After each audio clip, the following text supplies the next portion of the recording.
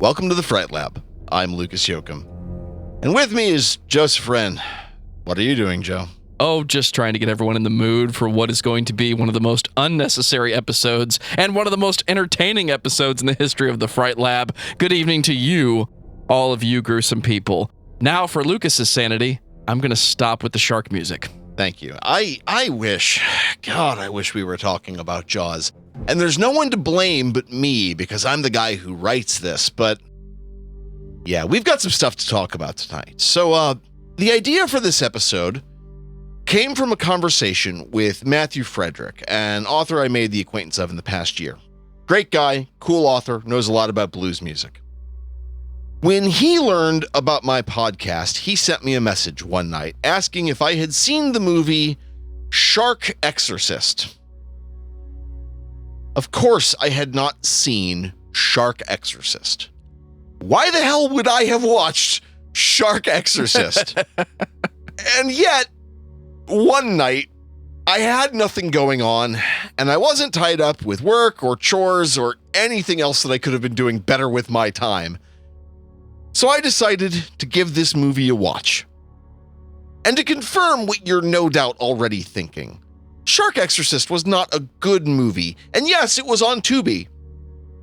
But, as you might imagine from the previous episodes of this show, this film-going experience, if we want to call it that, made me curious. And no pun intended, I ended up almost biting off more than I can chew with this movie and its surrounding details. The first question I asked was, if Shark Exorcist exists, what other bad shark movies exist? And friends, Romans, countrymen, listeners, you cannot even imagine how big of a rabbit hole that question opened. Follow us as we enter the world of Sharksploitation.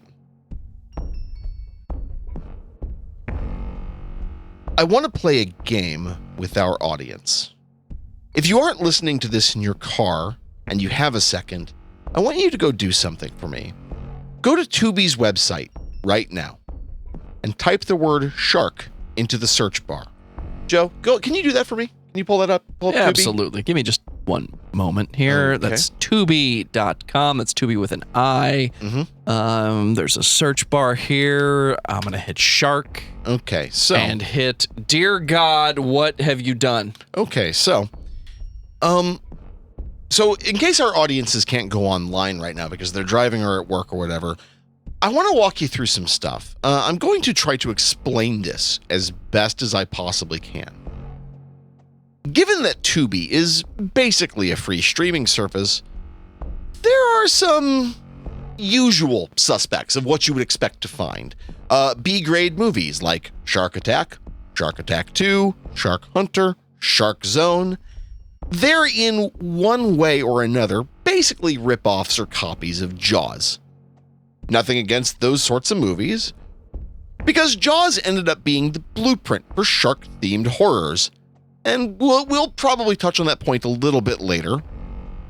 So, okay, you then find some other films which aren't a problem. Educational bits like Sharks, Scavengers of the Sea, and children's animated features, starring, like, cute shark characters. But then there's the other stuff. You have some goofier bad shark titles like Jersey Shore Shark Attack, Murder by Shark, Super Shark, and so on. Shout out to Mega Shark versus Mecha Shark. Yeah, bit of a tongue twister there, but I like it. And then there's the final type. Either the most implausible movies or like the most what the fuck kind of combinations. Like the implausible type has movies like Sand Shark, Snow Monster versus Ice Shark, Two-Headed Shark Attack, and Atomic Shark.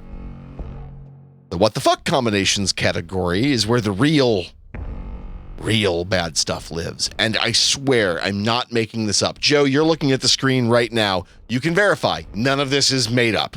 Dear audience, go see for yourself. I mentioned a film called Shark Exorcist. But what about Shark Side of the Moon? Cocaine Shark, Sharkula, Shark Encounters of the Third Kind. Cocaine Shark, Cocaine really? Shark, yes.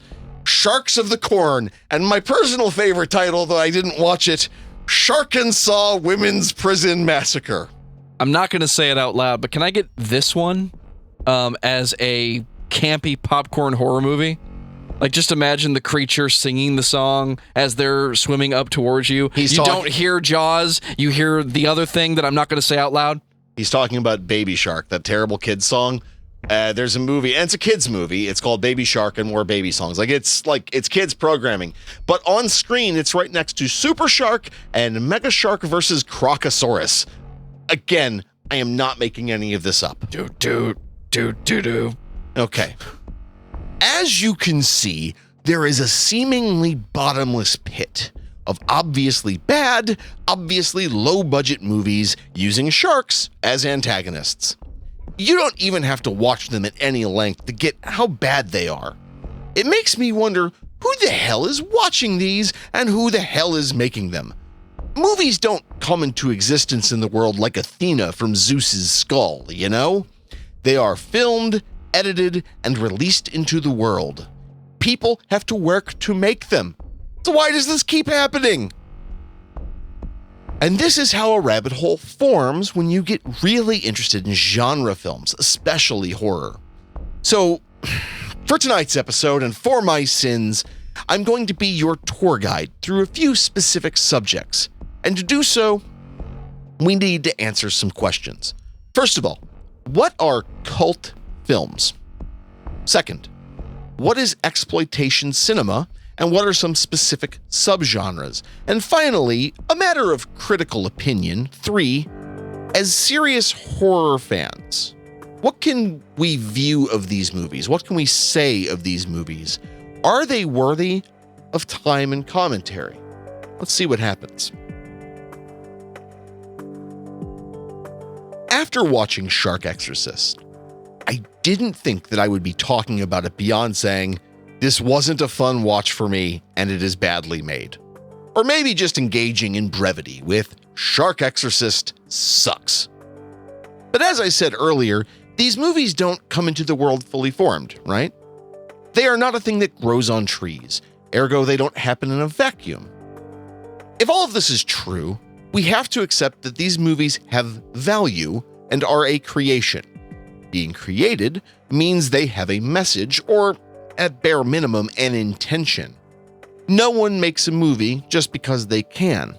A feature-length film is hard and an often expensive process. Even with the advent of digital cameras and home digital, editing software, we have to accept that a movie like Shark Exorcist, which we will discuss in some detail later in the episode, it's actually at the more extreme ends of this subject. And here's the thing, I don't hate B movies or even outright schlock. Some of the most important films in my cinematic upbringing were full moon feature productions, I might think that I have good taste in movies, but I also remember my roots. The famous director John Waters said that in order to have bad taste, one needs to have very good taste. So let's see how good our tastes actually are. Our first question: what is a cult film? Tim Dirks at filmsite.org says that a cult film is, quote, a film that has fared poorly at the box office when it is first shown, but then achieved cult film status, developing an enduring loyalty and following amongst fans over time, often through word-of-mouth recommendations. He goes on to say that, quote, they elicit a fiery and intense passion in devoted fans and may cause cultists to enthusiastically champion and become devoted to these films, leading to audience participation, fan club membership, and repetitive viewings and showings at repertory cinemas. End quote. I think this is an excellent and good capsule-sized explanation for our purposes. It also might be worth naming off some cult films so you catch the vibe of cult films of what we're after. Some cult films are actually really well regarded by both critics and fans. A Clockwork Orange, Dr. Strangelove, and the sci-fi classic Forbidden Planet. Then you have a lot of more quote-unquote art house movies like Alejandro Jodorowsky's El Topo and The Holy Mountain. They also fit the bill. Modern oddball musicals like Pink Floyd's The Wall, The Who's Tommy, and De Palma's Phantom of the Paradise could also fall into that category. And as an aside, I think it's incredibly funny that The Who's Tommy was directed by Ken Russell, who directed The Devils, The Lair of the White Worm, and Altered States. What a career, man. No shout out for Rocky Horror? I've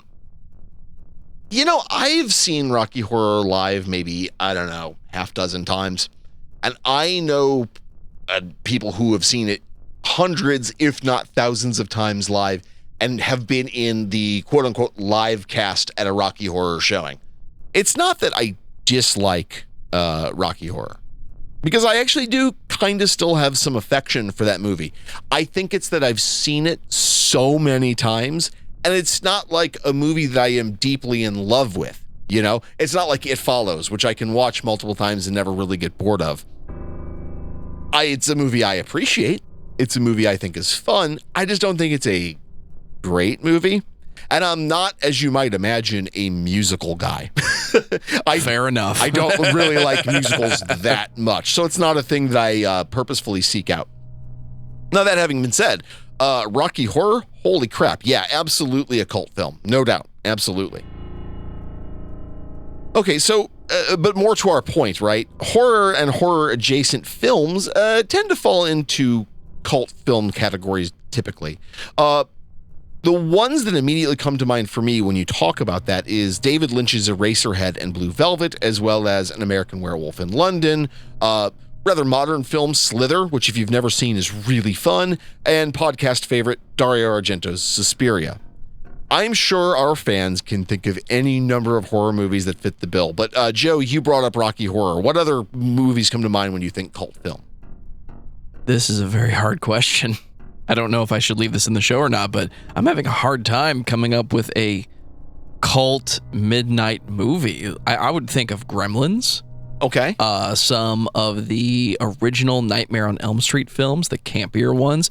I actually want to put my flag in the ground and say Freddy vs. Jason deserves to be a midnight cult viewing experience, because that's an example of an actual wrestling match being turned into a campy horror style movie. Yeah, the first time I saw that movie was actually at a midnight showing. So yeah, okay.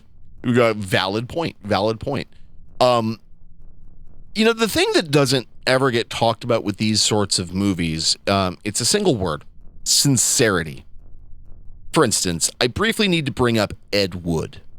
He needs no introduction from me. He directed Plan 9 from Outer Space, Glen or Glenda, a bunch of other movies. And they are movies that are widely regarded, in many cases, as the worst ever made. They're not. That's true. Not even close. No matter how bad of a filmmaker Ed Wood might have actually been, you cannot say that he did not love movies. He loved cinema. And he really meant to make these movies, and he really loved the whole messy ordeal of making a film. Ed Wood was entirely sincere in making these movies, and I think the real secret ingredient to cult cinema is that the filmmakers mean it, right? Like, say what you will of Suspiria, right? It's a hard movie to watch in many regards. It is not a typically pleasing film in the sense that, say, I don't know. We harp on Marvel movies a lot, and I don't want that to be my go-to thing that I kick around. But in the way that like a Ryan Reynolds film is typically fun because he's funny and charming and always looks good on screen, you know, he can churn out 5 comedy movies in a year and not mean any of it. And I don't know Ryan Reynolds. I'm sure he's a lovely human being. But at the same time, none of his movies are going to be bad movies, right? Intentionally or otherwise. So that brings me to a second question. There are multiple sub-variants in the B-movie faction. Another side of this equation are exploitation cinema, exploitation films. Dylan Schmidt at Delaware's Cape Gazette newspaper describes exploitation films as, quote, typically, the, quote, exploitation aspect of an exploitation film relies on the use of lurid content, graphic violence, or current social trends to exploit viewers' desire to see such things in a time where most major studio releases were not pushing these boundaries, end quote. So, as a rule of thumb, exploitation films are lurid and a little crude. Sex and violence always seems to sell, right? And there is always an audience looking to see something weird, sexy, or violent. Exploitation cinema is the realm of cannibal hippies, Nazi sex torturers, avenging pimps, kung fu strippers, and so many zombies. Exploitation subgenres also always have fun names like Blaxploitation, Ozploitation, which is Aussie exploitation, Nazi-sploitation, which is exploitation movies about Nazis, and our other subject, Sharksploitation.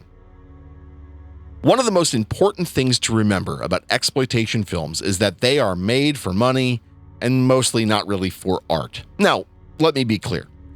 I don't doubt that many of the cast and crew members of these films were trying their best. Movies like Cannibal Holocaust, Coffee, I Drink Your Blood, and so on. They might be like lurid or cheap or ugly, but they did in some cases launch noteworthy careers or at least a noteworthy following. Many, though far from most, of exploitation films have had a massive impact on filmmaking, specifically horror. The biggest case for this would be like Rob Zombie. His entire bag, from music to movies, is deeply indebted to exploitation cinema. But that's ultimately a convo for another time. I'm off subject here, so I'm going to kind of wrap it back around. My ultimate point is that exploitation films are insincere. They are made to make money and almost can't be called art in really anything, in my opinion.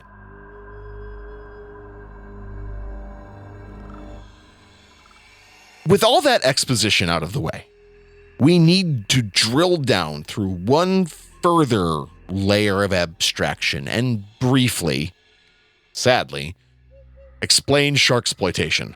Okay, so, the short version. Sharksploitation movies are typically lurid and cheaply made horror or sci-fi movies where the antagonist is a shark.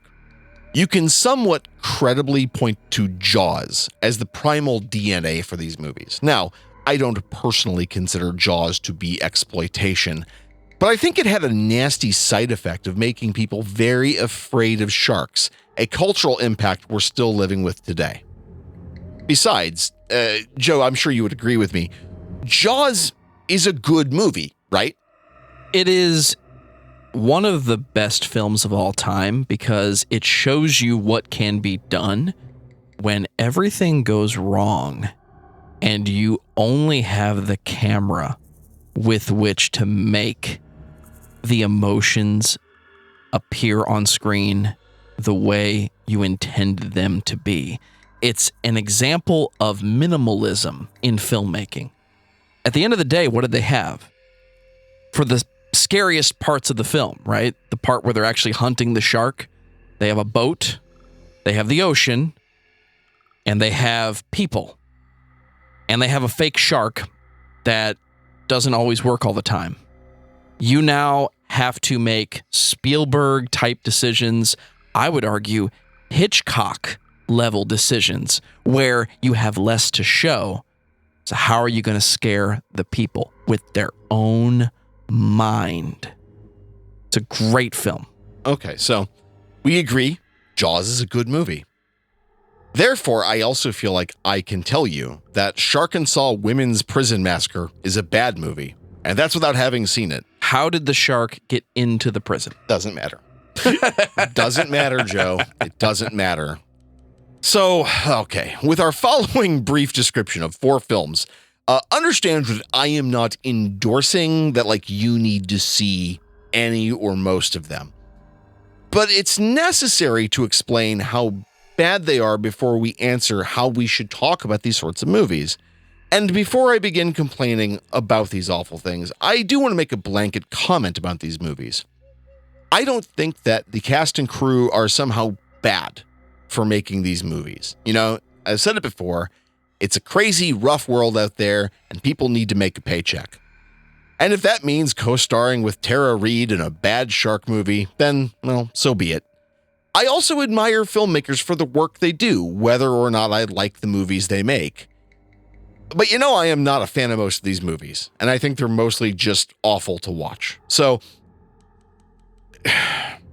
Joe, I have to tell you that I feel dirty for talking about most of these movies. Like, are we doing the right thing? Do we have to do this? You wrote the script, my friend. You found some type of artful expression in what is B-movie, popcorn, made for TV in some cases, schlock. I insist we do this because, like you said earlier in the episode, to have bad taste, you must have good taste. In order to appreciate the good films, you have to watch all the movies, including the bad ones, to fully appreciate how good the other ones are. Yeah, okay. You're right. My God, there's some bad B-movie made for TV stuff out there, but there's some good bad stuff too. Okay, so let's start with what I consider to be the genesis of the modern bad sharksploitation movie, Sharknado. The premise is fairly simple. A tornado whips up off the coast, sucking up a bunch of sharks.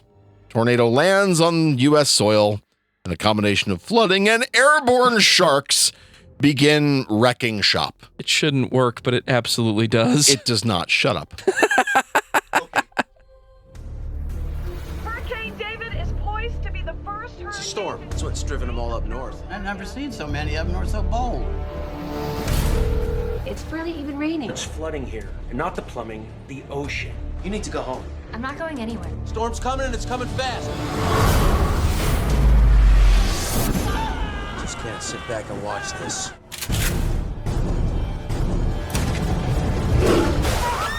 Tornado's heading towards the airport. We need to destroy it before it gets to them.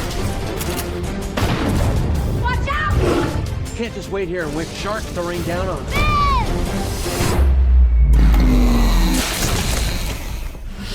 We're gonna throw bombs into the tornadoes. It's too dangerous. Too many of them. We're gonna need a bigger chopper. Claudia, move! It's time to leave Kansas, mate.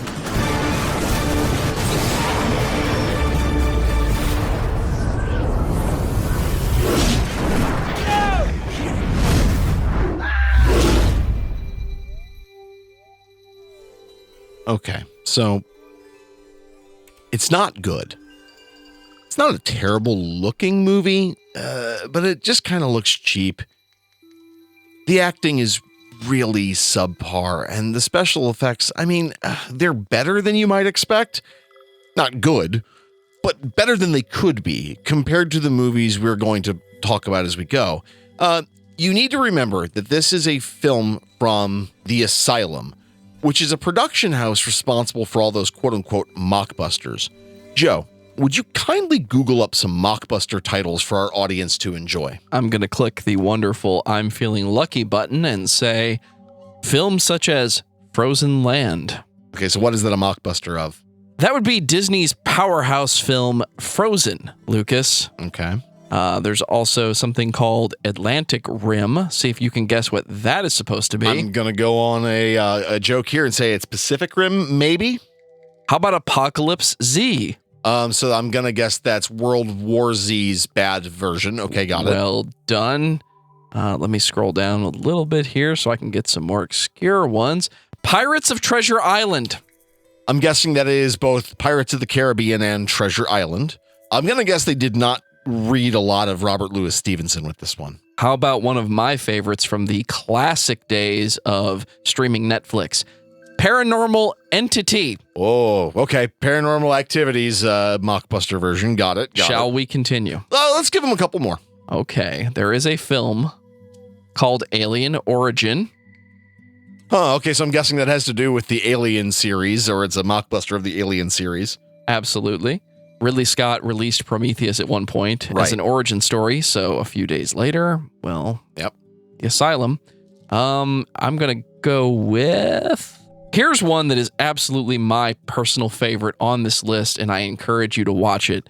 Snakes on a Train. Very obviously the mockbuster of the already silly bad movie Snakes on a Plane. One of the greatest films in all of terrible sci-fi films you will ever see. My friend, have you ever wanted to see a horror movie where the ending is God actually shows up and deals with the creature? No. You're welcome. Right. So Sharknado spawned 5 sequels, and it continues to employ the actress Tara Reid, so good for her, I guess. Sharknado is somehow entirely more popular than I can imagine, and I don't really understand why. Some of it has to do with the marketing that the Sci-Fi Channel did, sure. And I think part of the appeal is an ironic sort of love. But I have to be honest that I'm not a fan of that. Sharknado is ultimately kind of a bad disaster horror movie. It makes money because it's ridiculous, I guess. I'm sure plenty of ink has been spilled on the appeal of Sharknado. But I have 3 more films to talk about, so I just couldn't bring myself to go read that sort of thing. All right, next movie. Shock Shark. In some regards, Shock Shark is better than Sharknado. It's more competently filmed. It doesn't look bad, and the setting is honestly really well done. I actually don't even understand how the crew pulled off some of these sets and some of these shots. It's interesting in that regard, but my praise has to stop there. Why? Well, let me read you a litany of nonsense I found in this movie. Special effects are mostly bad. The rain and fire look awful, despite managing to have a good, realistic flooded area to work in for flooded area scenes. Most of the cast have these awful redneck stereotypes in their roles, and that says nothing of the racist caricature of African Americans of one character. The humor is mostly bottom-of-the-barrel juvenile jokes. Dick and fart jokes would be a welcome change. The acting, it's highly uneven, though some people are really acting to the hilt, but others look like they're just phoning it in, like you couldn't get a good performance either way. I think a more competent filmmaker could have used the utterly ridiculous premise to talk about the plight of poor rural folks and how they're abused by predatory landlords and financiers. Let me explain the plot as best as I can. I want to do this extempore if I can. Okay, so there's a trailer park and there's a predatory landowner who wants the trailer park to build something, and the people who live in the trailer park are trying to get free electricity off of a wind turbine, and something goes wrong with their scheme to pull it off, and the area ends up flooded, and a shark gets in there, and the shark comes in contact with an electrical current, and now the shark is swimming around in this river, lake, ocean thing with all of these people and their trailers, and it sharks, and Jesus. And it sharks. And it shocks people before the shark actually kills them. Okay. I have to say, rather like Incident in a Ghostland, this movie is just too crude and too mean to even be an effective commentary on anything. Like, I guess if you want to watch it, go watch it. It's free, but fuck, that means we have to talk about Shark Exorcist. It's time. Oh, God. Are you ready for this? I'm not. Joe, did you watch Shark Exorcist? I did not. You bastard. Okay. Can I ask you a question, Joe? Why didn't you watch Shark Exorcist? Why did you make me suffer alone? I may or may not have purchased a piece of property that is requiring a lot of my time lately. I promise I'll get back to it. Damn you for having a good excuse. Damn you for having a good excuse. Okay. Shark Exorcist. Here's the plot, I guess we'll call it. A nun is accused of child murder. She goes to a cemetery. I'm already invested. Okay. The cemetery looks like it's attached to a beach for some reason. And then a woman comes up, unnamed woman comes up and accuses her to her face of being a murderer, despite we just heard a radio broadcast saying she killed kids. The nun promptly murders this woman in a sacrifice to Satan, because of course, and throws the body in the water. And that causes Satan to unleash a satanic shark demon monster into a lake. Stop right there. Yeah. Everything you just said, I'm in. I want to see this movie. Okay, so if I see this description on the internet, we are going to the theater. We are going to see this film. Okay, so you're on board with a lake shark. Absolutely. Okay, so you'll roll with this one. Okay, so a group of women go to the lake for some reason, like a year later, like they're going to go like tan or whatever. And while they're there, one of the trio, a woman named Allie, she gets possessed by the satanic shark demon monster. Okay, so then there's a ghost hunter TV show who is trying to channel the shark demon monster after it kills a few people. I don't know what the point of that was. It's not really fleshed out. Then Ali kills a guy whose brother is a priest, and the priest goes looking for Ali, and now Ali is hunting and killing people in the water. So they dropped the entire premise right at the very beginning. Okay, so that's the rough story of Shark Exorcist.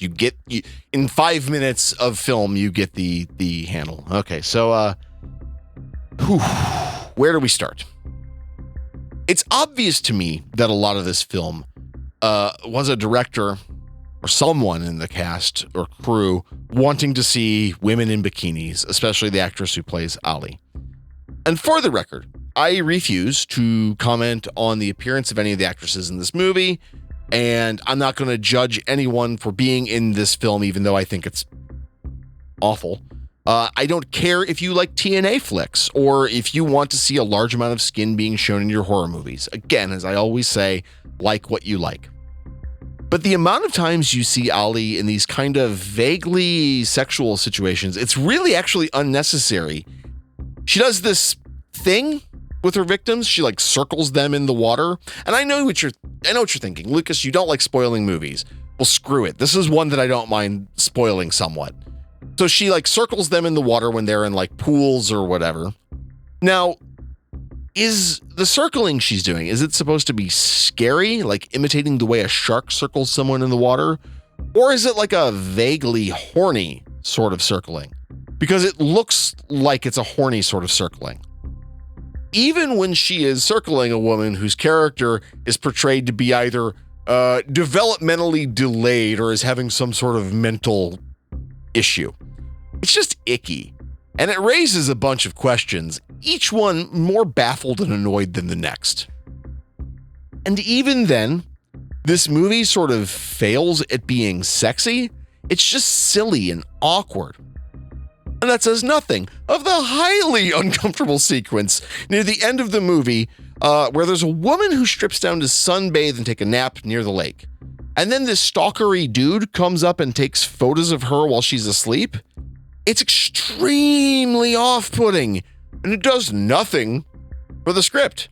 And let's talk about the post-credit sequence for just a second. It follows this unnamed woman around an aquarium in some building where she's possessed by the shark, maybe? And it's shot in this way that kind of evokes Werner Herzog, kind of evokes the last sequence of Cave of the Forgotten Dreams, where they go to the nuclear plant that has all of these albino alligators. So it's kind of like Werner Herzog if Herzog was an utter hack. I don't want to be mean about this movie. I hate the cinematic sin and love the cinematic sinner, as it were. But this one is just so cynical, so awful, and it just highlights something very important to me, you know? Okay, 2 down. We got to talk about Shark Side of the Moon. Good God. God damn it. Okay, so I'm going to do this one quick. During the Cold War, the Soviet Union accidentally sends mutant war sharks to the moon. Mutant bipedal war sharks. Years later, the U.S. sends a ship to the moon. They encounter the sharks. They talk, and like I said, they're bipedal. And the sharks and their Tsarina have a plot to conquer the Earth. This is an episode of The Simpsons when the dolphins came out and told everybody how mad they were about everything. I wish it were. I wish it were an episode of The Simpsons. I'm not even a big fan of The Simpsons, and I wish it were an episode of The Simpsons. Okay, so it's not as bad as Shark Exorcist. I have to give credit to the cast for really trying to make good acting and good scenes out of a clearly bad script. I think it's another Asylum movie, which should tell you everything you need. But the costumes and the special effects in this movie are honest to God awful. I honestly think that the effects and a lot of the acting decisions were made to be intentionally cheesy. The YouTube channel Sharksploitation Sunday, and no, I'm not making up that channel name. There really is a YouTube channel for every interest. They did a fun commentary on this movie, and it's going to be linked in the show notes, so go check her out. She's cool. These 3 movies are straight up exploitation films and not much else. And to answer our question from the top of the episode, we shouldn't talk about them. They aren't really worthy of a watch or commentary. If you want to turn off your brain and watch these 3, then I guess you do you, right? It's a waste of your time, and if we stopped watching this dreck, they would eventually stop being made. Exploitation films might have a valid place in cinema history, but these are not gonna be the ones. I'm sorry. Kudos to the cast and crew for acting and making these movies, but holy shit, they're bad. And I know. I've been ranting here. My real criticism is that these movies feel very cynical to me. They are cashing in, with varying degrees of skill, on an ugly cinematic trend. They add nothing to our greater conversation about film and art, and we deserve better, And I like a good piece of schlock now and then, but I love it more when it's sincere schlock. You can tell when someone means what they're doing in a creative endeavor, and all of these reek of cynical cash grabbing. Joe, a while back, you loaned me the movie that you say is the worst film you've ever seen, a movie called Serum. Absolutely. Yeah. Okay, Serum's not a good movie. And I think the cast and crew knew that it was a B movie with a shoestring micro budget. But it's clear that they were trying to make a good horror movie. Whether they failed or succeeded, man, that's up to you. It's up to the viewer to decide. But it wasn't cynical. They really just wanted to make a movie, I think. And I can't say that about most of the bad shark movies that we've got. You talk about the general definition of an exploitation movie. That's what it is. It's something's happening that's creating a situation that somebody's got to deal with, and then somebody has to get away at the end of the movie. Like I'm talking about the plot of Texas Chainsaw all of a sudden. Sure. But somewhere here in the middle, you have girls in bikinis, and you're going to be hot, and people are going to look at you, and that's just do the thing on the screen. It sounds like we're talking about somebody making a movie very quickly, very cheaply, with the general outline of make sure that you have pretty girls in it, make sure that you have a killer. This is just what schlock filmmaking has been. It's a very simple story, and I've heard it argued that it's not trying to be artistic. It's just trying to create movies for people that want to sit down and watch this kind of movie. They're not always looking for art. Some people just want to turn on the radio and listen to the same song for the last 50 years. And they can. Other people want to buy records and find new artists and listen to something new because you love the art. You love what music is.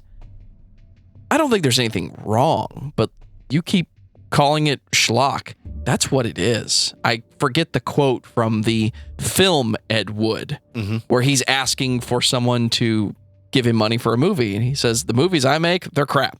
They're schlock. Whatever he says, it's on point. It's exactly what I'm thinking. These movies exist for the sake of getting people to look at them because you've got pretty girls in them, right? Yeah, and I mean, sure. The issue I run into is, like I said, I've seen some Ed Wood movies, and I'm not a fan of the guy. I admire Ed Wood, even though I'm not a fan of his work. And it's kind of a delicate line to walk because, like I said, there's a part of Plan 9 where you can tell he really just wanted to work with Bela Lugosi. And I get it. Who, as a director, would not have wanted to work with Bela Lugosi when Bela was in his prime? Bela Lugosi was not in his prime during Plan 9. He died like 3 days into filming. That's how not in his prime he was. But he really wanted to work with Vampira and Bela Lugosi and, oh God, what is the big bald fellow whose name I cannot remember all of a sudden? Tor Johnson. You know, he very clearly wanted to make a good movie, and I just don't think he had the chops. I don't think he was ever going to be a good director. I mean, maybe if he had more money and more time, he could have created something really good. Again, I'm not a fan of Ed Wood's movies. I don't think they're very good, but I think they're sincere. I think he means what he's saying, whatever it is that he's saying. And, you know, I don't think there's anything wrong with a quick and dirty B movie. Someone who just wants to watch a silly slasher flick. Man, there's nothing wrong with that. I have certainly done that. And as I said at the beginning of the episode, a lot of my most formative early films are from Full Moon Features. You know, I know that Subspecies is not a great movie in the textbook sense, but it's a hell of a lot of fun, and I enjoy it. And I can put it on for 90 minutes, watch it, not worry. I get it. But a lot of these movies are bad. So, you know, I said at the beginning of this episode, we were going to talk about 4 films. We've talked about 3 that I absolutely did not enjoy. But there is one film in this genre that I honestly found myself very deeply enjoying. And that film is named Bad CGI Sharks. Admittedly, it's a little on the nose as far as starting a parody. But the movie, you know, it doesn't go off the rails. It starts off the rails. It was never on the rails to begin with. You know how you cops are. Never believing us young, crazy kids when madness is afoot.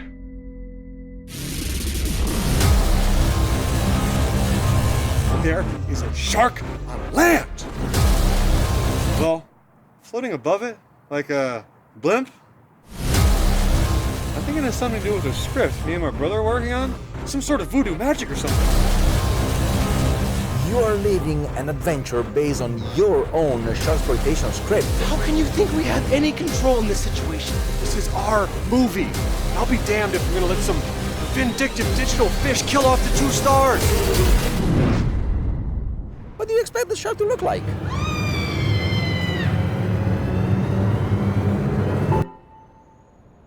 Okay, so, What? I want to explain the plot as best as I can, but I want you to understand that me explaining the plot sounds like I'm joking. It's not.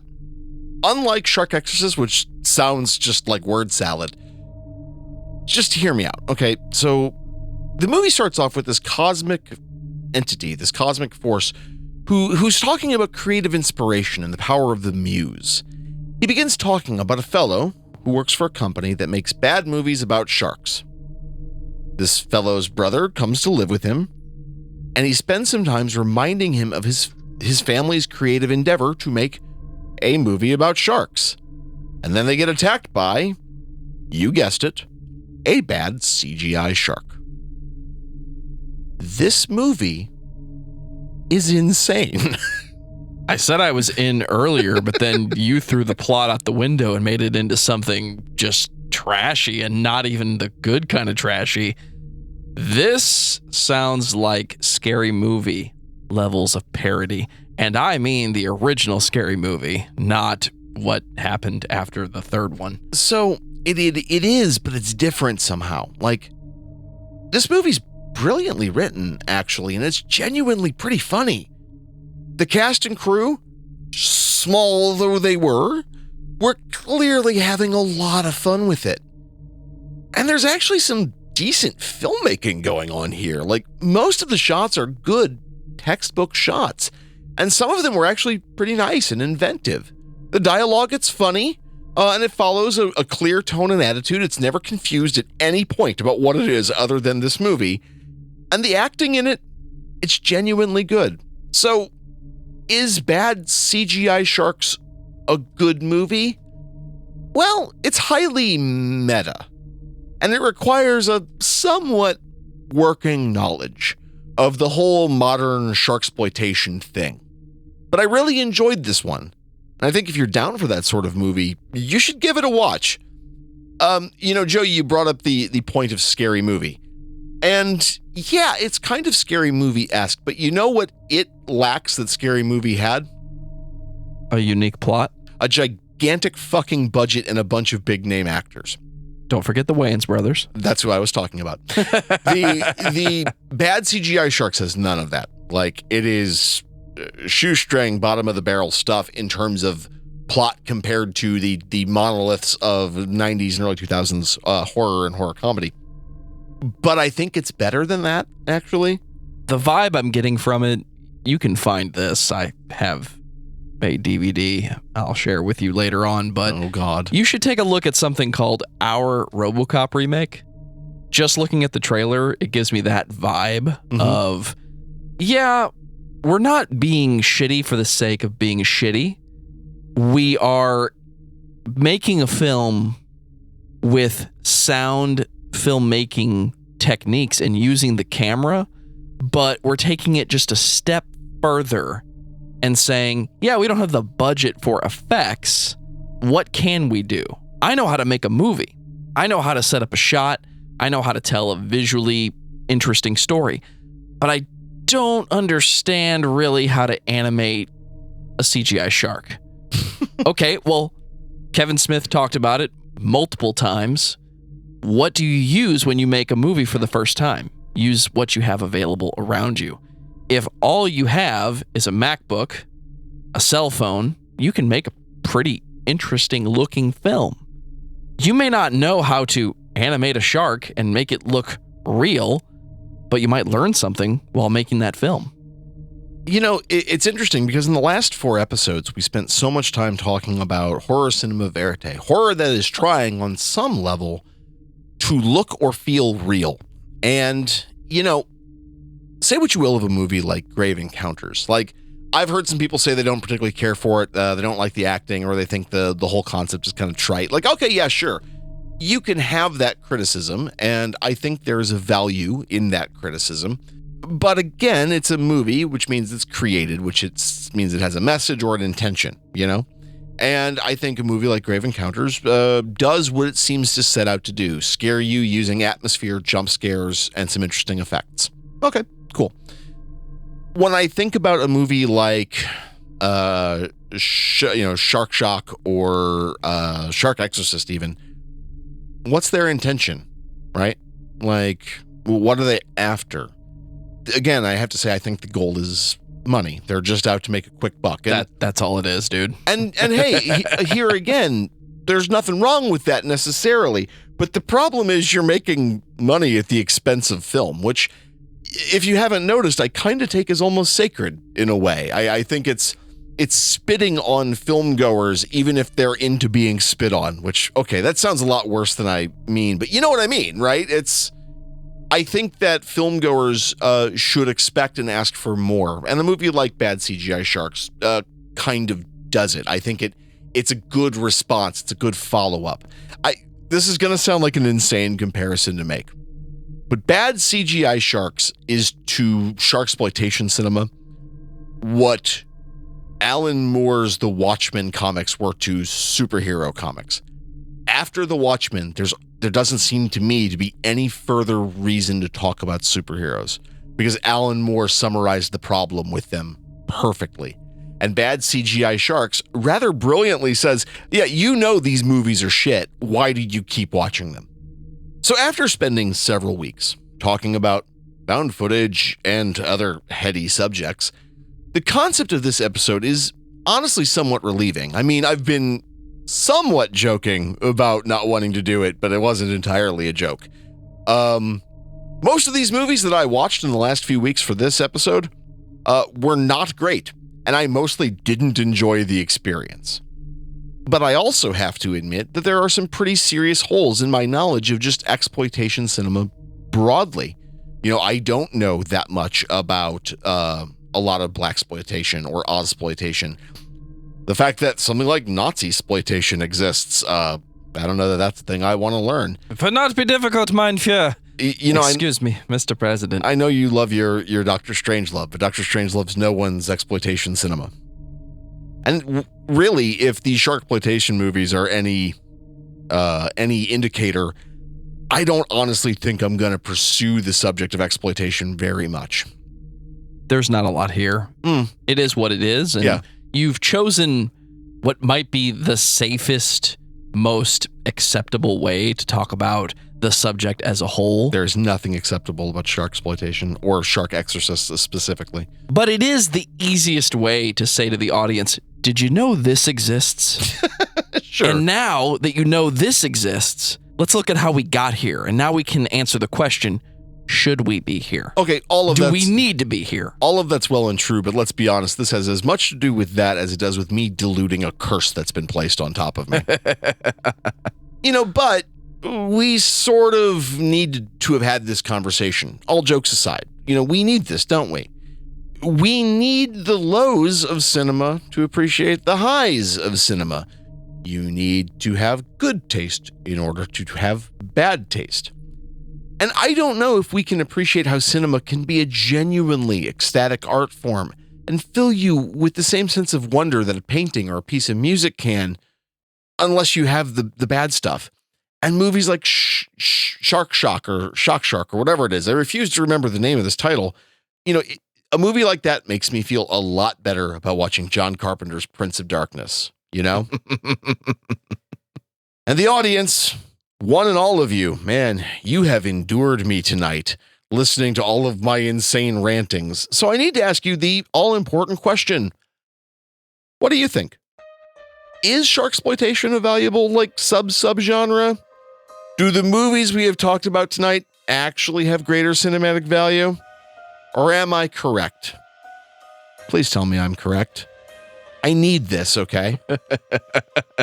In the meantime, you can send your opinions and your comments to our email address, thefrightlabpodcast@gmail.com.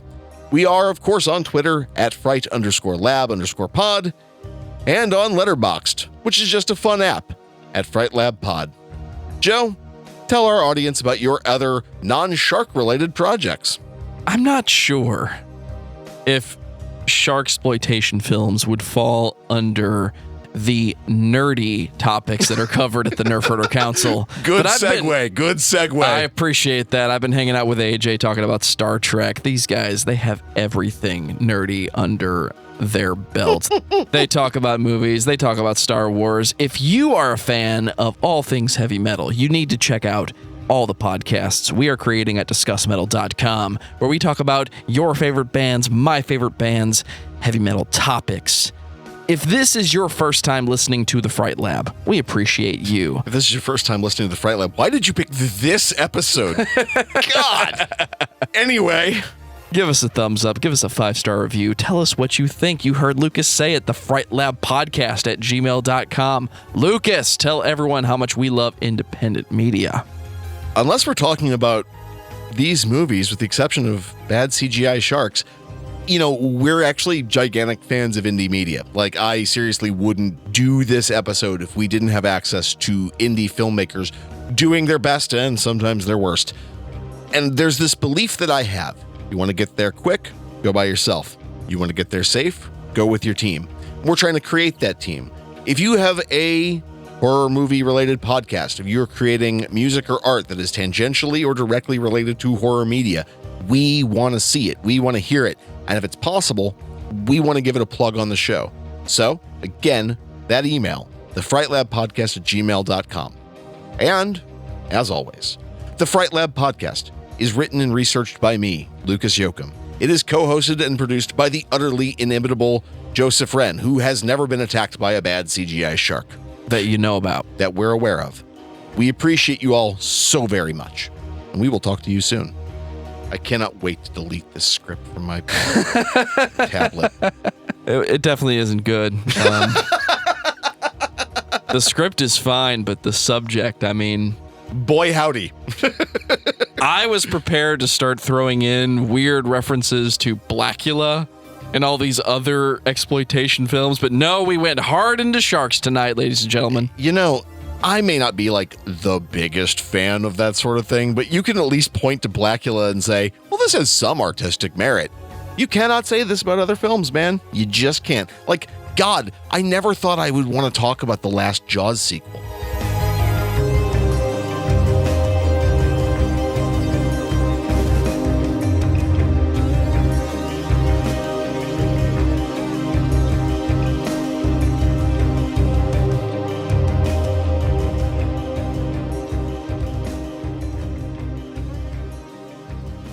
Echo, shut the f*** up.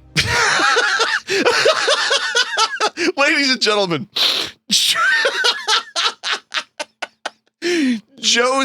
You're welcome. Joe's Echo just started asking a question about how sharks feel. We couldn't plan that.